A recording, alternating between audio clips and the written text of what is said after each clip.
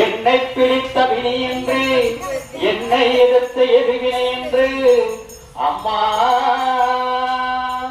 எண்ணிய காரியத்தை ஈரோடு நிறைவேற்றிடு. சக்தியும் கொண்டவரே, எட்டுக்கை கொண்டவரே, மகாராணி தாயே, ஊழ்வினை அளிப்பவளே, உண்மையும் காப்பவளே, எதிர்வினையும் எதிர்ப்பவளே, ஈடில்லா பரம்பொருளே, ஈசனின் பஞ்சமி நாயகியே,